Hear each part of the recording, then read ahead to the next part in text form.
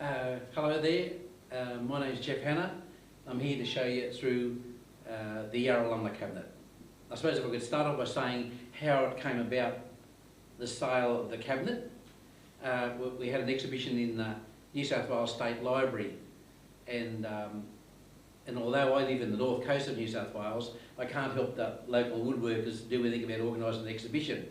So what I usually do is come in when the exhibition opens, and I stay there until it's shut, and every morning I go and dust everyone's furniture down and keep it clean, and if someone comes in I can talk about their furniture to a interested person. And I remember this day the office got a call that the Governor General's wife, it was Mrs Hayden at the time, was wanting to know if she could come in to see the exhibition, because they had time between engagements to fill in, and so they asked me would I show her around, and I thought, yeah, because my first reaction was to show Mrs Hayden my piece of furniture first, and I thought, oh, you can't do that. So I took her around the room and showed her everyone else's furniture and just briefly talked about it, and I thought, oh God, if I keep this up, they're going to have to go to their engagement and I'll miss out showing her my piece. So eventually I got to my piece and she looked up and she said, who made this? I said, I did. And she said, why didn't you show me that first? So that's where the association started. And she said, look, oh, that's beautiful, that'd be lovely for Yarralumla. I'm going to go back and talk to the Australiana Fund to see if they'll purchase this for Yarralumla. In 1980 I was awarded a Churchill Fellowship to study furniture made in Europe, mainly in London and Paris, between 1635 and 1850. They were the styles that I liked. I thought, you know, it started to refine itself. Then we come through nearly to the machine age, and they're the periods that I do like. And this is the second cabinet, which once I got to Europe and I see what had been done, I come home and thought, well, we can do something here like it, or in that manner, you know. So it's got secret compartments in it. It's got something comical in it. There's funny, that everyone gets enjoyment when they see it. They have a laugh about it, which is incorporated in it. And all the floral decoration is all it's all natural colour in this cabinet. There's no dye or stain in any of those flowers. It's all natural colour. And once I have to make that pattern, I draw it first, draw the picture, and then when I get the picture right, that I'm happy with, then I'll take a master drawing of that and on tracing paper, and then trace every individual petal onto the veneer with the grain direction going the right way, what they would naturally on a leaf or a petal. And after that, every individual petal's cut out and then dipped in hot sand, because if you've got a fold in a leaf, the only way you can show it's folded is burn the underneath side of it. So it's very important that you burn the right side of it, otherwise you won't have the effect of where it folds. Then the flowers is put together, assembled, then it's held in position. And a composition like this, you have to start from the back of the arrangement and build the picture forward, because you know some flowers are in behind the others. So you always start from the background first, and hold the flower on, and you mark around it with a knife, and take the flower away, then cut it a bit deeper, then take that piece of wood out, then insert that one, and you keep on building up the picture. There's a few different ways to do marquetry, but that's my preferred method to do it.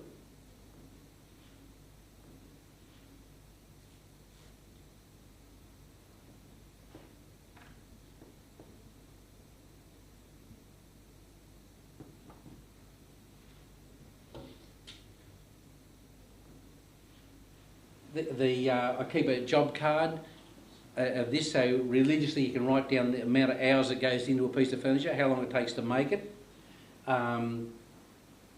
Because at the end of the day you've got to be able to calculate or add up how long that took. You just can't say, oh, I think that's worth X amount of money and put it on it.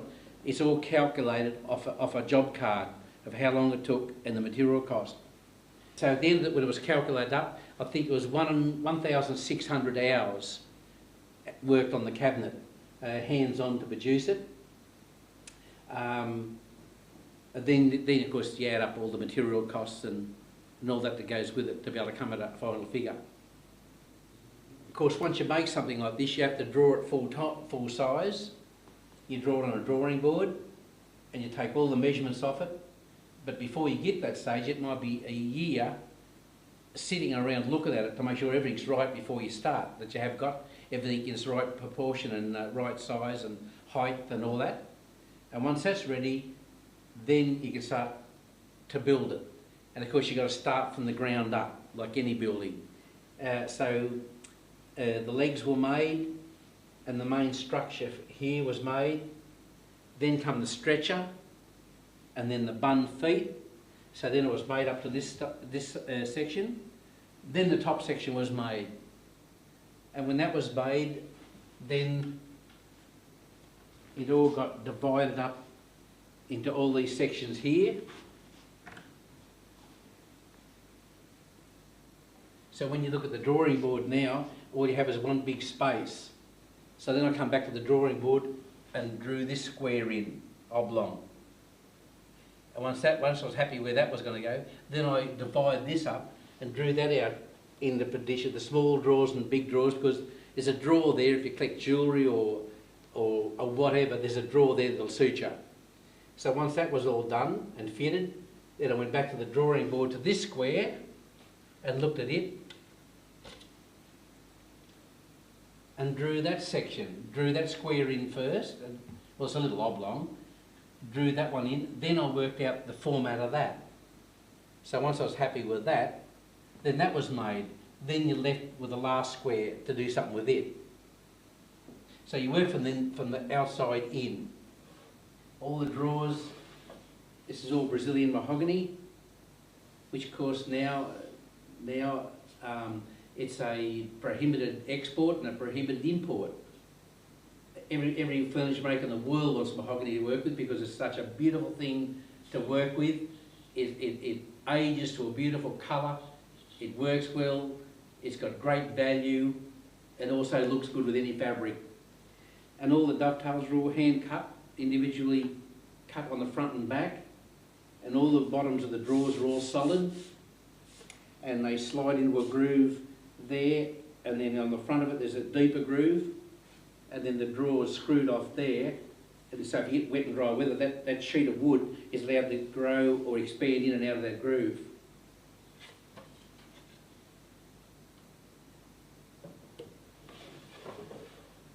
The green here is the heart of a socketwood tree. It's a tree, a fairly huge tree, but sometimes you can get a natural green out of the heart of it. So that's where you get, but basically it's a rare colour because you don't get any recovery out of it. So you've got to use it sparingly. And then the stems of it, it's the true wood of the same tree. The Sturt's Desert Pea is cut out of Padork, and the wattle for Australia is Rus, that poisonous tree Rus. And the geometric pattern here, like the cube marquetry that's in here, that's made out of, it takes 3 pieces to make a cube, and it's all cut on 30-degree angle. You must have parallel grain. Well, the more parallel you got the grain, the better it is to make it look more pleasant, rather than cranky grain, you know, like a run-off grain. So you've got to have really straight grain timber, and then you cut it all on a certain, whatever width you cut it. If it's 5/8 of an inch wide, a strip, well then you've got to cut it on 30-degree, but then you've got to also cut it the same length as what it is wide. So you just cut up all these little pieces, like little diamonds, and 3 diamonds make a cube. And then you keep piecing together bit by bit like a jigsaw puzzle.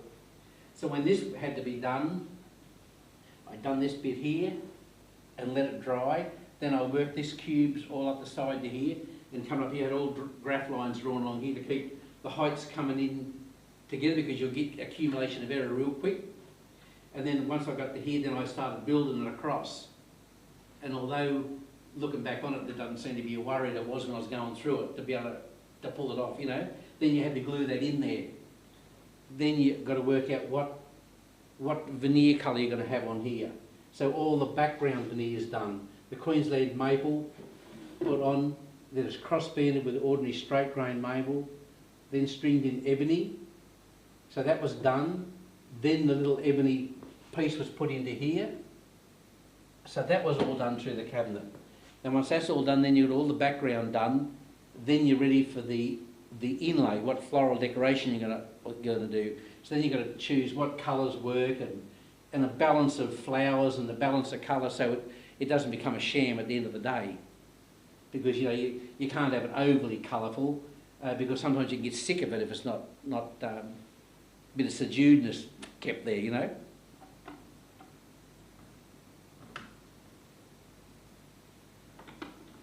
That comes out to reveal another little secret sliding drawer in the back. It's got something on its back, but I'm not allowed to show you.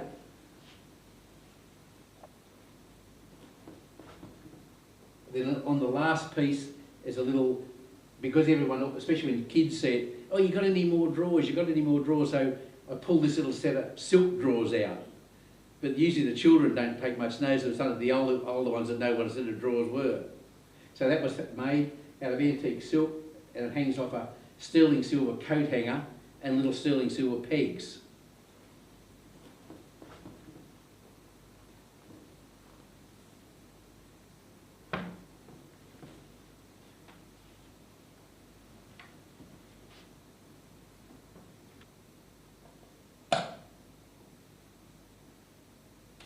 It's got another secret compartment in it, which I'll take out and show you.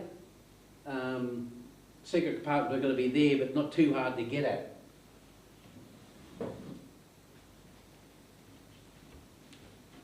It has that little key made out of ipi, and that's from Brazil. It's a Brazilian tin. It's very hard, usually used in big bridge construction. You put the key in a little slot that's hidden there, and you pull a false bottom out. Then up in here there's a locking system with a wooden spring and a little lever, and you pull the little lever, and there's another wooden spring that actually pushes the drawer out.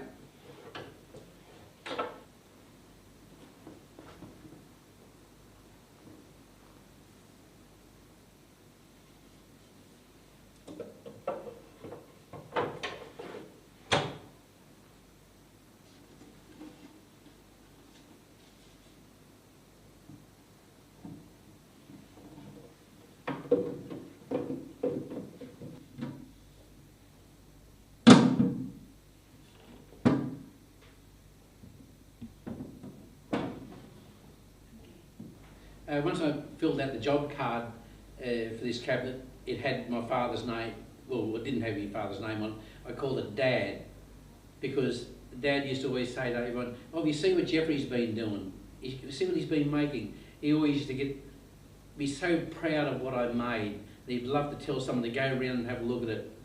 And of course then Dad was the first one to pass away in our family. So it was pretty, like any family, it's a dramatic thing to happen. And so I refer to it as Dad's cabinet, because I made it in memory of my father. That's what I dedicated that cabinet for. This being the second cabinet, the first cabinet being one for the bicentenary in 1988, which is our own cabinet. I kept it.